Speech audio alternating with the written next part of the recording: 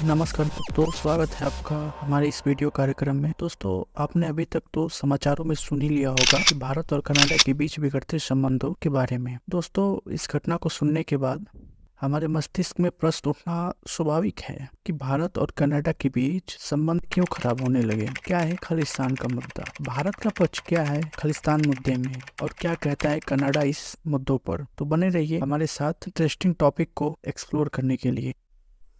दोस्तों, हाल ही में कनाडा में एक बम विस्फोट हुआ और इस संदर्भ में बोलते हुए कनाडा के पीएम जस्टिन ट्रूडो ने कहा कि जून के महीने में जिस खालिस्तानी नेता की हत्या हुई थी उसमें भारत का हाथ हो सकता है। अब ये खालिस्तानी कौन है? तो खालिस्तानी भारत के पंजाब राज्य के सिख अलगाववादी द्वारा प्रस्तावित एक राष्ट्र का नाम है, अर्थात ये वह समूह है जो भारत के कुछ क्षेत्रों को एक अलग राष्ट्र के रूप में बनाना चाहती है और उस राष्ट्र का नाम खालिस्तान रखना चाहती है। और यह सक्रिय है, लगभग 1980 के दशक से ही ये सक्रिय रूप से काम कर रही है। तो आइए समझते हैं कि इन दोनों देशों के मध्य जो अभी खालिस्तान का मुद्दा चल रहा है, ये मुद्दा वास्तव में क्या है। क्या इसमें है कनाडा का पक्ष और क्या है इस पे भारत का पक्ष। जब तक हम दोनों के पक्षों को नहीं समझेंगे तब तक हम एक सही विश्लेषण करने में असक्षम रहेंगे। तो चलिए जानते हैं सबसे पहले कनाडा का क्या पक्ष है इसमें। दरअसल कनाडा में भारतीय मूल के लोग लगभग 20 लाख हैं और इस 20 लाख में से 8 लाख सिख हैं, और इन 8 लाख में से केवल 1%, अर्थात अगर नंबर में देखा जाए तो 8,000 से लेकर के 9,000 लोग ही खालिस्तान की मांग करते हैं। और ये कनाडा में भी सक्रिय हैं और भारत में भी इनका लिंक बना हुआ है और भारत में भी ये सक्रिय हैं।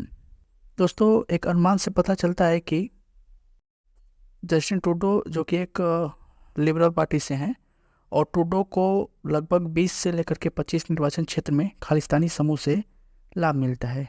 यही कारण है कि ट्रूडो खालिस्तान के मुद्दों पर चुप रहना ज़्यादा पसंद करते हैं। वहीं भारत का अगर पक्ष देखा जाए तो भारत कहता है कि जस्टिन ट्रूडो की जो खालिस्तान मुद्दों पर चुप्पी है वो एंटी इंडिया का संकेत है, क्योंकि खालिस्तान द्वारा अलग राष्ट्र की मांग हमारे अखंडता और संप्रभुता के खिलाफ है और इस मांग को बिल्कुल नहीं माना जा सकता है। अब हमें यह भी जानना ज़रूरी है कि इसका भारत पर क्या प्रभाव पड़ेगा। दोस्तों, कनाडा भारत का 35वां सबसे बड़ा व्यापार भागीदार है। संभव है कि व्यापार में गिरावट देखी जाए।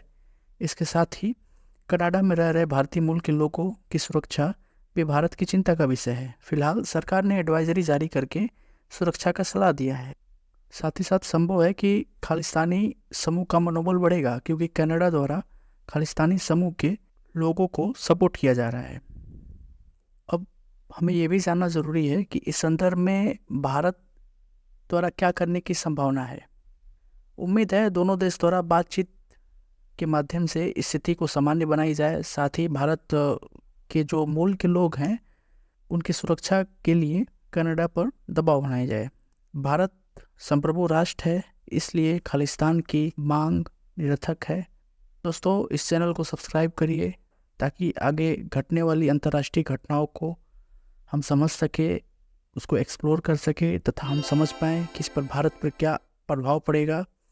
यह चैनल मुख्य रूप से अंतर्राष्ट्रीय राजनीति में हो रहे घटनाओं और अंतर्राष्ट्रीय राजनीति को समझने के लिए बनाया गया है।